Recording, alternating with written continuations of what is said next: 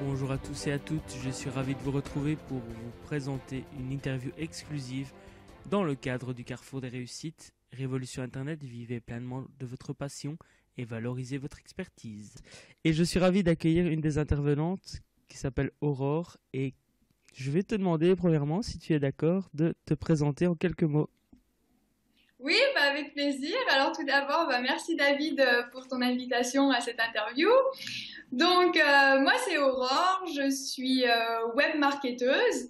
Alors j'utilise ce terme pour regrouper plusieurs activités que je fais parce que globalement dans les différentes activités que j'ai sur Internet, en fait je mets en place des stratégies marketing pour vendre différents produits. Donc je suis web marketeuse, voilà, dans différents domaines en fait. Et la stratégie principale que j'utilise, c'est le blogging et la vidéo. Donc voilà, donc l'idée c'est de générer du contenu gratuit pour pouvoir trouver des prospects qualifiés. Voilà un petit peu ce que je fais. Ok. Et comment as-tu débuté dans ce domaine? Comment t'es venu l'idée et l'envie justement de devenir web marketeuse? En fait, j'avais toujours un petit peu cette envie d'indépendance, envie de faire quelque chose par moi-même.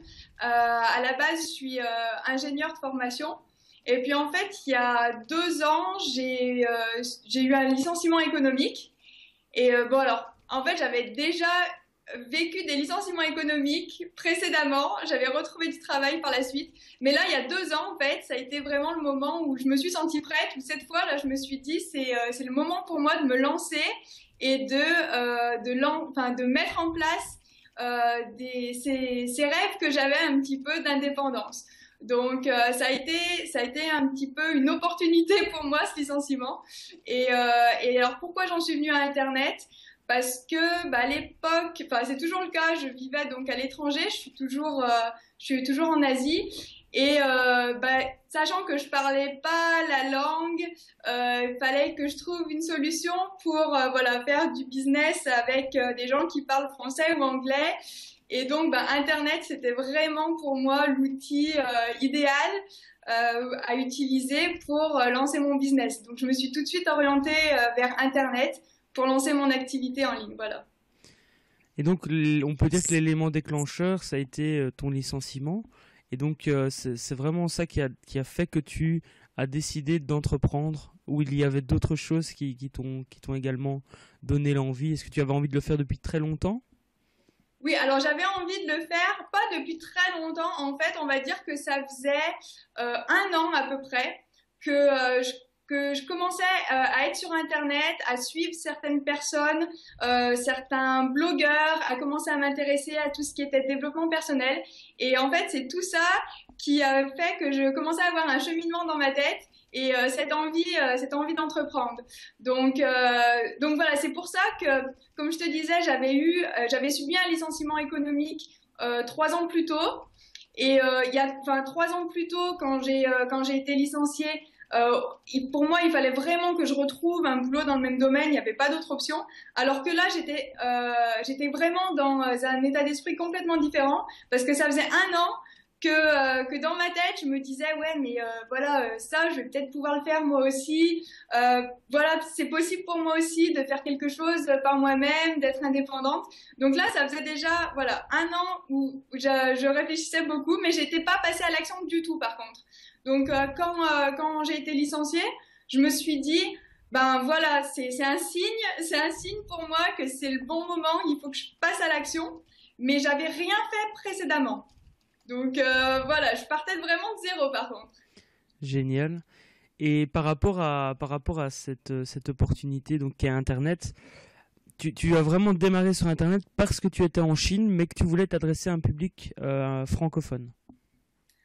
C'était un petit peu ça, et puis aussi parce que j'avais pas d'idée vraiment très précise de ce que je voulais faire, et que du coup, Internet c'était un petit peu un vivier d'opportunités pour moi. Je me suis dit, je vais trouver quelque chose, je vais trouver quelque chose sur Internet en fait. D'accord. Et par rapport à le fait que tu cherchais ce que tu voulais faire sur Internet, quels ont été les moyens que tu as utilisés pour justement découvrir ce vers quoi tu allais te diriger? Qu'est-ce qui a fait que voilà, tu t'es dirigé plutôt vers le web marketing que peut-être une autre passion que tu avais?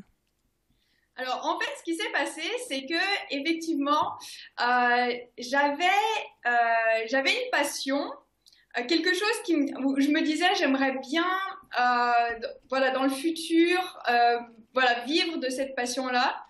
Mais pour moi, je pensais que c'était vraiment trop tôt de me lancer tout de suite sur ce thème-là, parce que déjà, je me sentais pas assez, enfin, experte.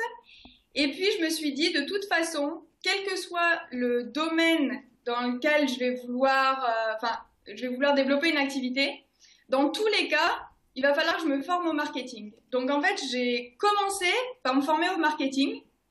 Et puis, ce que je me suis dit aussi, c'est que, alors, je me suis aperçue que c'était pas forcément vrai le raisonnement que j'avais initialement, hein. Mais ce que je me suis dit, c'est que comme là, je pars de rien et que j'ai zéro revenu, il faut que je trouve des solutions qui vont me permettre de générer assez rapidement en fait des revenus. Et donc, le projet qui était plus lié à ma passion, je me suis dit que ça risquait de prendre plus de temps. Mais finalement, c'était une erreur. Aujourd'hui, je m'en rends compte. Parce que y a aucune solution vraiment rapide dans tous les cas. Voilà, il faut se former, il faut mettre en place des actions. Et donc aujourd'hui, finalement, je recommanderais plutôt aux gens de se lancer en premier sur un domaine qui est lié à leur passion.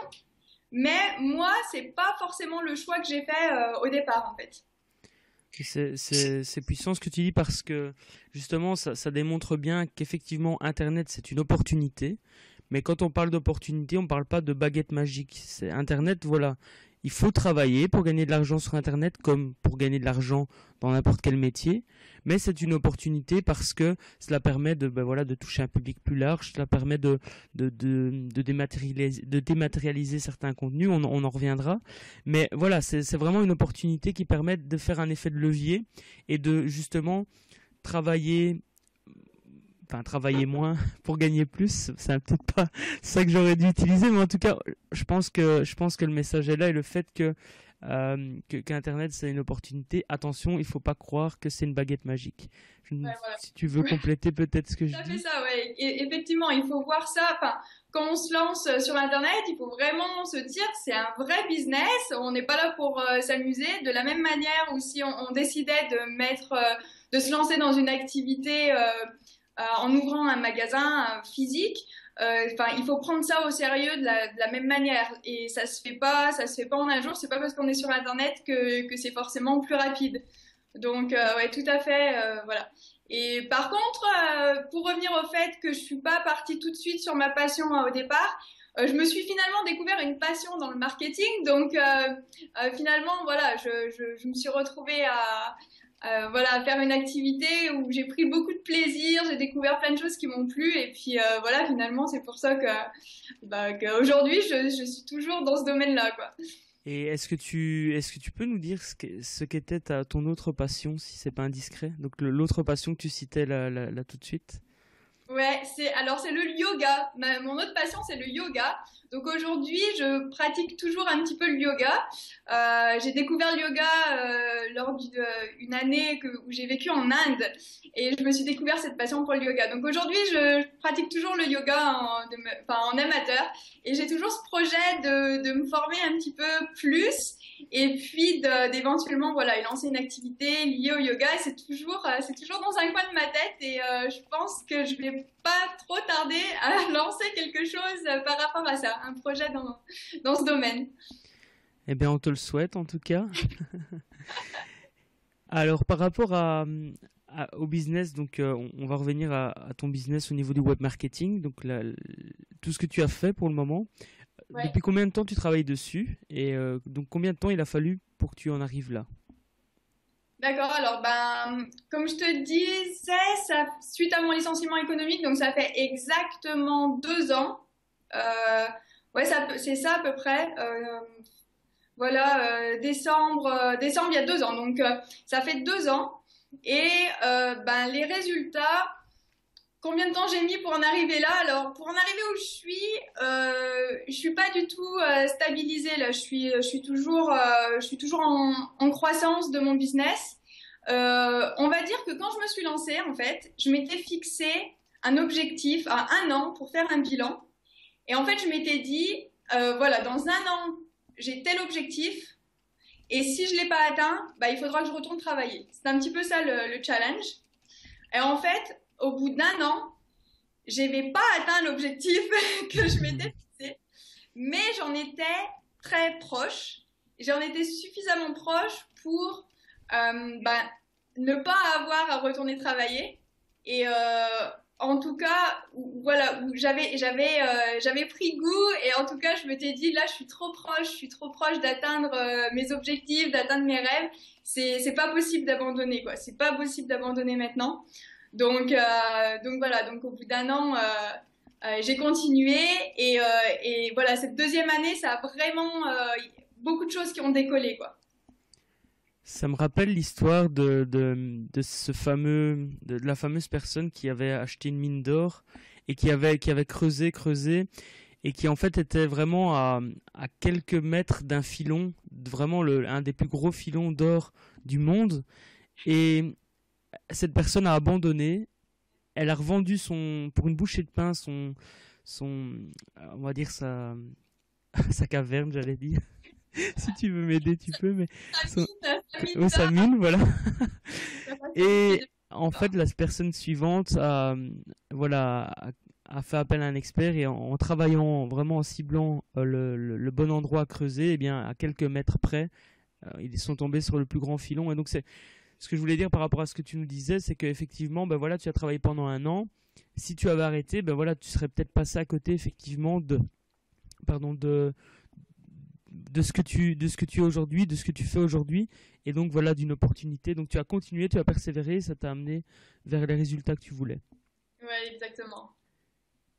Génial. Alors, est-ce que par rapport à ton intervention en janvier, j'ai envie d'en savoir plus, j'ai envie qu'on partage déjà un petit peu avec les spectateurs. Donc, est-ce que tu peux nous en dire, nous donner un petit avant-goût de ce que tu vas aborder en janvier lors de ta webconférence? D'accord. Alors le sujet, ça sera les sources multiples de revenus. Donc en fait, on va parler un petit peu du célèbre adage qui est de ne pas mettre tous ses œufs dans le même panier. Donc en termes de business et d'activité en ligne, ça va être ça l'idée, ça va être essayer de se dire de pas mettre tous ses œufs dans le même panier. Surtout qu'Internet change très vite. Donc, par mesure de sécurité, c'est quand même bien de diversifier ses sources de revenus. Alors, on parlera de ça. Je parlerai notamment de mon expérience et des différentes activités que j'ai lancées. Et on parlera, que notamment sur Internet, c'est très facile de diversifier ses revenus parce qu'il y a beaucoup d'opportunités possibles, mais c'est aussi un risque parce que il y a plusieurs pièges par rapport à ça. Donc on parlera aussi des pièges, notamment le risque de s'éparpiller, le risque de ne pas rester concentré sur une activité, de ne pas réussir à la lancer, vraiment. Enfin, il y a beaucoup d'avantages à être sur Internet parce qu'il y a plein d'opportunités possibles, et donc plein d'opportunités de diversifier ses revenus, mais il y a aussi des risques et des pièges à faire ça. Donc c'est un peu de tout ça qu'on parlera en janvier. Eh bien, j'ai hâte d'en savoir plus. Et donc, si je résume bien, l'idée c'est que il vaut mieux avoir peut-être une source de revenus qui nous rapporte peut-être, admettons, 500 €, puis une autre qui nous rapporte 100, et encore une autre qui nous rapporte 200.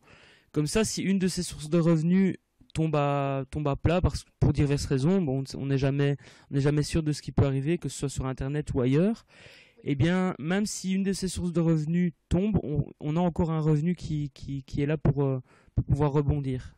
Voilà, exactement. Et ça, on peut le faire tout en restant cohérent. C'est-à-dire que si on décide de lancer une activité par rapport à sa passion, eh ben, on va pouvoir, tout en restant cohérent, donc tout en restant concentré sur ce domaine, eh ben, on va pouvoir diversifier nos revenus dans le même domaine, en fait. Ça va être tout à fait possible. Et cela permet donc justement, si on reste dans le domaine qu'on a choisi, on établit son expertise aussi et on devient de plus en plus, on va dire, renommé dans le domaine qu'on a choisi. Voilà, tout à fait, tout à fait. Donc, dans ce domaine, on pourra faire plein de choses. On pourra créer nos propres produits. On pourra faire du coaching. On pourra même vendre des produits physiques associés. On pourra, voilà, on pourra vraiment diversifier nos revenus tout en, voilà, en restant un expert dans notre domaine, en fait. Eh bien, justement, par rapport à ça, je fais le curieux, hein.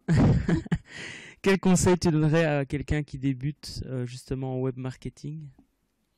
Alors, en fait, quelqu'un qui débute, le conseil que je lui donnerais, ça sera pas forcément le premier conseil, ça sera pas forcément lié au fait de diversifier ses revenus. Avant ça, le premier conseil que je donnerais, c'est de bien chercher sa motivation principale. Vraiment, je dirais à la personne de trouver qu'est-ce qui va garantir sa motivation sur le long terme. Parce que ça, en fait, c'est vraiment ça qui va faire la différence entre, un peu ce que tu disais tout à l'heure, entre quelqu'un qui va abandonner face aux obstacles qu'il va rencontrer ou quelqu'un qui va persévérer et qui va finalement réussir. Donc, quelqu'un qui débute, je lui conseillerais de commencer par vraiment définir qu'est-ce qui le motive vraiment, qu'est-ce qui va garantir sa motivation. Donc il y a deux pistes, pour moi il y aurait deux pistes, il y aurait le fait de travailler comme on disait sur quelque chose qui le passionne, ça peut vraiment aider la personne à rester motivée sur le long terme. Et la deuxième chose, c'est vraiment la vision, quoi. C'est vraiment définir sa vision, définir pourquoi on fait les choses et pas hésiter à passer du temps au début à savoir pourquoi on veut faire ça, quelle est notre vision, quelle est notre vie de rêve, qu'est-ce qu'on a envie qu'est-ce qu'on veut offrir, qu'est-ce qu'on veut partager au monde.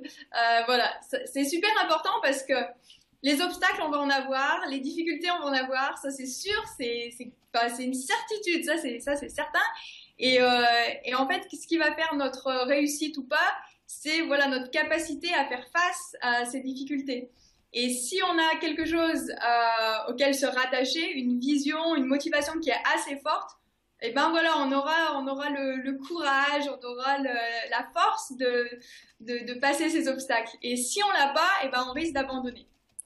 Et donc cette vision, elle permet vraiment de surmonter tous les obstacles que l'on va avoir. Et justement, toi, quels sont les obstacles majeurs que tu as pu rencontrer et que les personnes qui nous écoutent pourraient éviter grâce à ton expérience? Alors, on en a beaucoup parlé, mais alors celui-ci, je l'ai pas fait. Enfin, cette erreur, je l'ai pas fait, mais c'est l'erreur d'abandonner. Donc, c'est exactement ce que tu disais par rapport à la mine d'or. C'est vraiment le risque d'abandonner, de se décourager parce qu'on ne voit pas des résultats rapides. Donc, c'est vrai que ça, c'est vraiment une tendance, je pense, dans notre société où on a de plus en plus l'habitude d'avoir des résultats immédiats. Et aujourd'hui, si on n'a pas des résultats immédiats, on est rapidement déçu, on se décourage. Donc là, il faut vraiment pas se laisser décourager par ça, en fait, hein. Parce que en fait, ce qu'on dit souvent, il y a une phrase qu'on répète souvent sur le marketing internet, c'est qu'il n'y a pas d'échec dans ce domaine, il n'y a pas d'échec, il n'y a que des abandons. En fait, on ne peut pas vraiment dire que quelqu'un a échoué, c'est juste qu'il n'a pas persévéré assez longtemps. Donc voilà, encore une fois, là, c'est vraiment le besoin donc, de vision pour pouvoir persévérer et ne pas abandonner. Et puis, dans les obstacles, c'est ça en fait, hein, c'était l'idée, c'était les obstacles. Moi, je pense qu'il y a une des difficultés que les gens vont sûrement rencontrer, moi ça a été le cas, c'est la surcharge d'informations sur Internet et les nombreuses perturbations qu'on peut avoir. Parce que voilà, quand on est sur Internet, on est soumis à voilà beaucoup d'informations et du coup, c'est vraiment super important de savoir gérer tout ça, gérer son temps, s'organiser pour travailler de manière efficace. Par exemple, prévoir des différentes plages horaires, une plage horaire pour voilà, pour son apprentissage, une plage horaire pour ce qui va être de la création de contenu et ne pas se laisser disperser par voilà, par tout ce qu'on va trouver sur internet parce que sinon on peut passer la journée à voilà, lire des blogs, arriver sur une newsletter, rediriger vers une vidéo, aller sur Facebook, lire nos emails et à la fin de la journée on n'a rien fait. Donc ça c'est pour moi, c'est vraiment un obstacle majeur le fait en travaillant sur Internet. C'est vraiment un risque important. Donc, savoir gérer son temps et son efficacité, voilà. Et toi, justement, quelles sont tes petites astuces pour éviter de passer la journée euh, sur Internet à plutôt, on va dire, à assimiler l'information plutôt que de créer de l'information? Parce que justement, quand on crée un business sur Internet, généralement, la création, voilà, on crée quelque chose.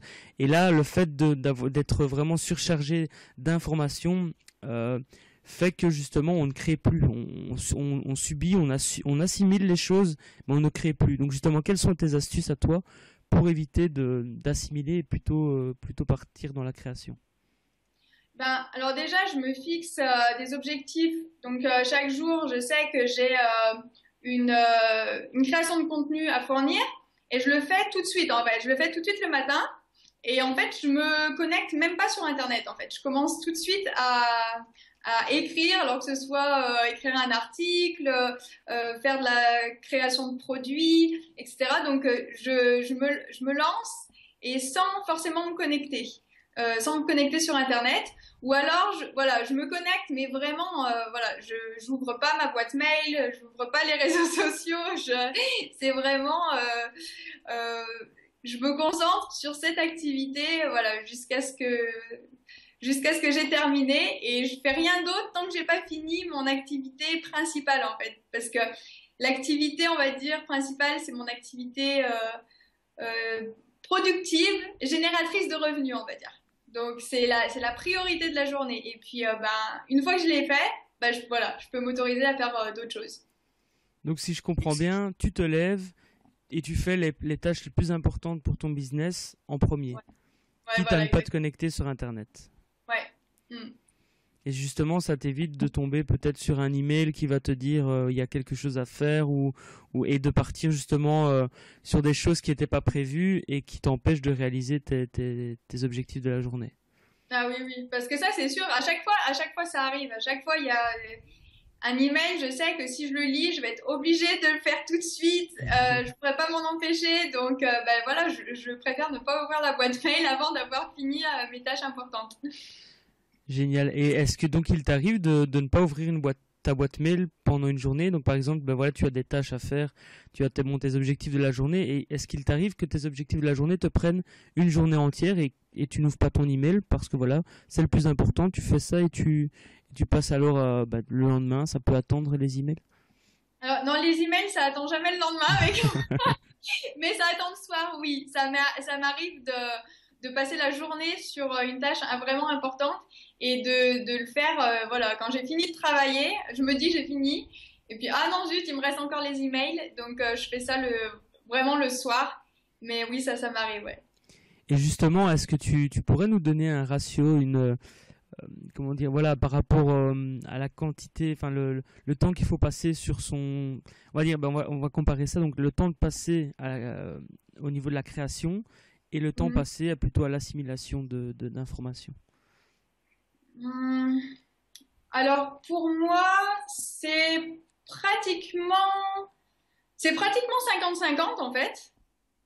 Parce que la partie, alors je compte pas les emails ni les réseaux sociaux, hein. Mhm. Je dirais, euh, ouais, donc du coup, il faut que je rajoute, il manque des pourcents du coup. Mais une partie, voilà, création de contenu qui prend presque à peu près la moitié de mon temps, je dirais. Peut-être même moins, je pense qu'elle prend moins de la moitié de mon temps. Et il y a quand même une grosse partie assimilation de l'information et formation parce que c'est super important et c'est essentiel. Donc, pour moi, me former en permanence et de tous les jours apprendre quelque chose de nouveau, c'est super important. Donc, je le prévois dans mon emploi du temps, mais ça passe après ma création de contenu, quoi. Ok, ok. Alors, En fait, parce que ça, c'est une activité qui fait pratiquement partie de mes priorités de me former. Alors, ça passe en priorité 2, on va dire, mais en tout cas, c'est quelque chose que j'inclus obligatoirement dans ma journée. Et par contre, la partie consommatrice de temps et que j'appelle perturbation, euh, c'est plus surfer sans savoir vraiment ce qu'on cherche, ou sur les réseaux sociaux, les emails aussi beaucoup. Donc ça, par contre, c'est plus des activités j'ai l'impression, c'est plus de la perte de temps en fait. c'est chronophage. Ouais, voilà, C'est ça très prend énormément chronophage. de Mais en temps plus, ça fait, enfin, c'est vraiment un effet boule de neige parce que lorsqu'on se connecte à son adresse email ou par exemple sur un média social, eh bien, on va se retrouver avec un lien ou quelqu'un qui va poster quelque chose qui va nous mener vers autre chose, qui va nous mener vers autre chose, vers autre chose, vers autre chose. Et au final, mais effectivement, on voit pas le temps de passer. Et donc, voilà, c'est vraiment effectivement très chronophage. Et donc, il faut faire très attention à ça. Il y a vraiment une erreur que j'ai fait aussi au début, enfin presque jusqu'à présent, je pourrais dire, c'est de rester un petit peu toute seule dans mon business et aussi de vouloir tout faire toute seule. Donc, quand je dis rester toute seule, c'est que quand on travaille sur Internet, on est certes on est tout seul derrière notre écran, mais en fait, on a plein de possibilités de travailler avec d'autres personnes, de faire des partenariats. Et ça, c'est un aspect que j'ai pas assez exploité au début de mon business. Et je commence tout juste en fait à vraiment à réaliser le potentiel de ça, de travailler de plus en plus avec vraiment plus de personnes, plus de partenaires, de s'entourer, donc en plus c'est super intéressant. Donc vraiment, moi je conseillerais de ne pas rester seul et puis de ne pas vouloir tout faire tout seul. Donc par rapport à ça, en fait, il y a deux choses. Moi, il y avait le fait que j'avais du mal à déléguer parce que j'avais j'ai tellement en tête de comment je veux faire les choses. Alors peut-être un petit peu perfectionniste aussi. Je crois qu'il y a une conférence qui sera dédiée au perfectionnisme, mais donc pour moi c'était ça, donc un petit peu perfectionniste et du coup très difficile pour moi de déléguer parce que je me disais ça va jamais être fait vraiment exactement comme je veux donc voilà, donc un peu cette difficulté à déléguer. Et puis là, j'avais aussi peur d'investir en fait. J'avais peur d'investir parce que j'avais zéro revenu en fait. Quand j'ai commencé, j'avais vraiment zéro revenu. Et du coup, je me disais, enfin voilà, il faut que je fasse attention. Je peux pas trop me permettre d'embaucher quelqu'un pour faire ça à ma place et donc j'avais cette peur d'investir et ça, alors j'ai dû vraiment travailler dessus. J'ai réalisé que j'avais beaucoup aussi de croyances limitantes, notamment par rapport à l'argent, et puis de réaliser que voilà, on est voilà pas là pour s'amuser, c'est un vrai business. Et que, voilà, comme tout business, c'est normal de devoir investir dans son business au début et qu'il ne faut pas en avoir peur. Et qu'au contraire, ça nous permet de vraiment... c'est aussi un effet de levier, et ça nous permet vraiment d'accélérer les choses. Donc voilà, mes erreurs de rester toute seule et que ça a vraiment changé beaucoup de choses de travailler avec d'autres personnes et puis d'oser déléguer et investir et déléguer, voilà. C'est intéressant ce que tu dis parce que, par exemple, on peut également déléguer quelque chose, mais pas spécialement à une personne, mais on peut en fait, par exemple, utiliser des outils qui nous font gagner du temps. C'est aussi une sorte on va dire de sous-traitance parce que donc plutôt que de passer son temps au niveau de la technique, si on n'est pas du tout bon dans la technique ou même si on est bon mais qu'on a la possibilité de payer quelqu'un ou de payer un service qui nous permet de gagner du temps. Donc je prends par exemple au niveau des autorépondeurs ou ce genre de choses. voilà, il faut pas essayer de bricoler au début. Il vaut peut-être mieux investir effectivement un peu d'argent, même si on n'en a pas beaucoup, mais gagner du temps au final, parce qu'il faut se rappeler que le temps c'est de l'argent. Et donc le temps que vous pouvez passer à créer de la valeur et que vous perdez sur le fait voilà, au niveau du côté technique, etc. Eh bien, vous perdez du temps, donc vous ne pouvez pas créer de la valeur et donc vous perdez de l'argent. Et justement, est-ce que tu as peut-être des livres à nous conseiller qui parlent de ce sujet? Je ne sais pas si... Oui, alors moi j'ai plusieurs livres qui m'ont inspiré, qui m'ont permis de qui m'ont inspiré, qui m'ont permis bien d'avancer dans mon business, etc. Il y en a plusieurs, donc alors par rapport à tout ce qui est mes croyances sur l'argent, par exemple, j'ai adoré le livre Les secrets d'un esprit millionnaire de T. Harv Eker. Qui permet de vraiment faire un vrai travail sur nos croyances et surtout que dans notre société occidentale, c'est beaucoup moins le cas en Asie d'ailleurs où je me trouve, c'est marrant, mais notamment en France, l'argent c'est plutôt un sujet tabou toujours. Donc vraiment moi ce livre il m'a vraiment aidé, il m'a vraiment libéré de pas mal de limites que je me mettais et c'est vraiment un livre qui m'a aidé, que je peux recommander éventuellement. Génial. Est-ce que tu as d'autres livres à nous conseiller? Oui, alors j'ai noté deux autres livres qui m'ont beaucoup inspiré, etc. C'est L'éveil de votre puissance intérieure de Anthony Robbins et le livre de Deepak Chopra, Les 7 lois spirituelles du succès. Alors, le point commun, je dirais, en fait, entre ces trois livres, pour moi, ça montre que le succès, ça se passe à 90% dans le mental, en fait. et que la partie vraiment technique, la partie marketing, la partie comment on fait concrètement, d'ailleurs, c'est la partie que tous les gens recherchent et veulent connaître et veulent apprendre. Mais finalement, peut-être que ça représente que 10% de notre réussite. Que la partie, le mental, c'est vraiment... ça fait tout, en fait. Hein, c'est vraiment super important. Et donc, que ce soit de travailler son développement personnel, avoir des connaissances en PNL avec, par exemple, le livre d'Anthony Robbins, et même intégrer des notions de spiritualité pour ceux qui veulent, c'est pas indissociable du business et du succès, en fait. Avec le livre de Deepak Chopra, on réalise ça, qu'on peut vraiment associer, par exemple, des aspects plus spirituels dans notre business pour développer notre business, en fait.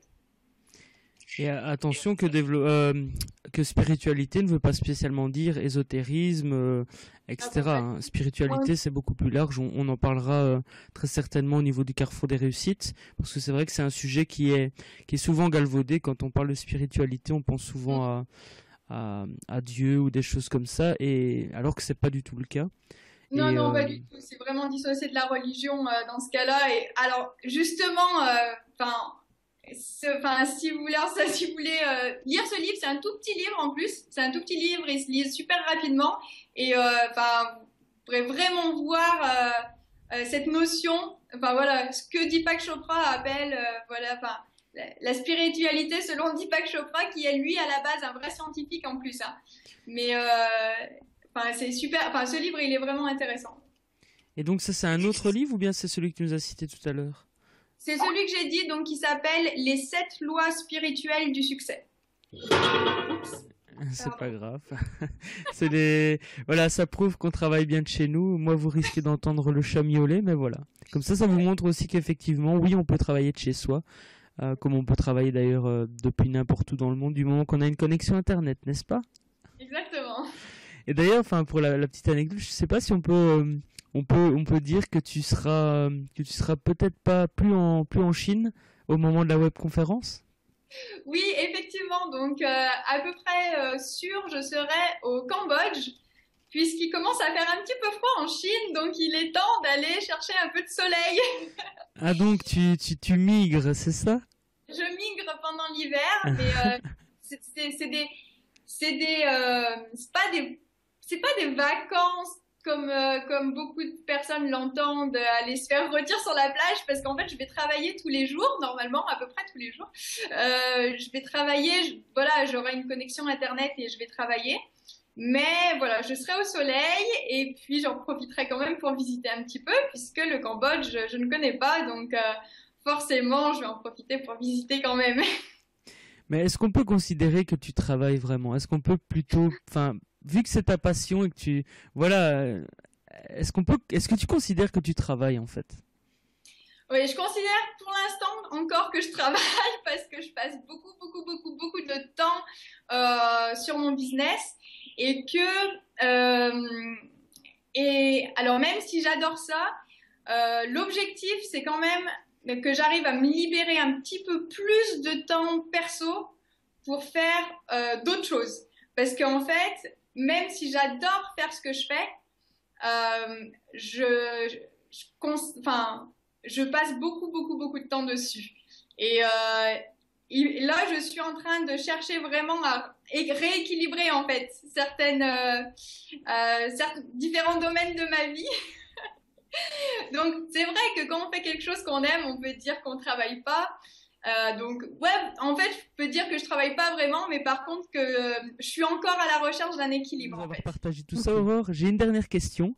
Avant ça, donc j'aimerais rappeler que justement le Carrefour des Réussites a la volonté de vous proposer de passer à l'action, parce que voilà, écouter une interview pendant plus d'une demi-heure, faire des formations sans passer à l'action, ça ne sert à rien. Et je voulais donc te poser la question, quelle action tu recommanderais à nos auditeurs de faire tout de suite après avoir écouté l'entretien? D'accord, et ben s'ils veulent préparer un petit peu le Carrefour des Réussites du mois de janvier et notamment la conférence sur les sources multiples de revenus, et ben je leur donne le petit challenge de lister, de faire toute une liste de nouvelles sources de revenus potentielles qu'ils pourraient développer en 2015.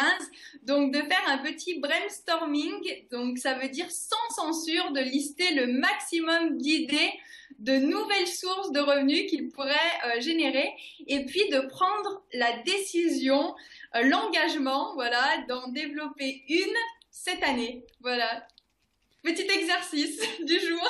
Eh bien, je vais me prendre au jeu, je vais le faire aussi, comme ça, voilà, je vais lister aussi tout ça. Et comment ça se passe? Est-ce que les personnes doivent te l'envoyer ou bien ils le gardent pour eux? C'est plutôt un travail, une introspection à faire? Oui, c'est plus pour eux, mais s'ils ont envie de le partager, il n'y a pas de problème. Hein. Et puis, la troisième, en fait, petite action, donc le 1, c'était le brainstorming d'idées, le 2, c'est de prendre la décision d'en développer une source de revenus en 2015, et la troisième, c'était de s'inscrire absolument, absolument, absolument au Carrefour des Réussites, si c'est pas encore fait. Eh bien, écoute, Aurore, je te remercie, et je te souhaite plein de bonnes choses en Chine et au Cambodge. Oui, merci à toi pour cette interview. Bien, merci. Est-ce que tu as un petit mot, peut-être un dernier petit message à faire passer aux personnes qui nous écoutent? Le message que j'aurais à faire passer, c'est vraiment de croire en ses rêves, de ne pas avoir peur de rêver grand, d'oser rêver. Première chose, c'est d'oser rêver, de croire en ses rêves et puis de passer à l'action dès aujourd'hui pour concrétiser tout ça. Oui, d'ailleurs, ils ne sont pas obligés d'attendre le Carrefour des Réussites pour agir. Hein. Au passage, j'en profite pour parler du défi que je vous propose. C'est donc le défi, c'est le calendrier pour aller de l'avant. Et l'idée, voilà, c'est que déjà, à partir d'aujourd'hui, vous pouvez vous inscrire. Vous bénéficierez également des 10 séminaires de janvier. Et chaque jour, vous recevez une action à réaliser pendant la journée si cette action vous parle. Donc voilà, on peut vraiment déjà commencer à agir dès aujourd'hui, que ce soit avec ou sans le Carrefour des Réussites. Ce que je veux dire, c'est qu'effectivement, on est là pour vous soutenir. Il y a beaucoup de personnes qui créent des choses pour vous soutenir. Mais au final, c'est vous qui décidez de passer à l'action. Et donc, le reste vous appartient. Merci beaucoup, Aurore. À très bientôt. Merci.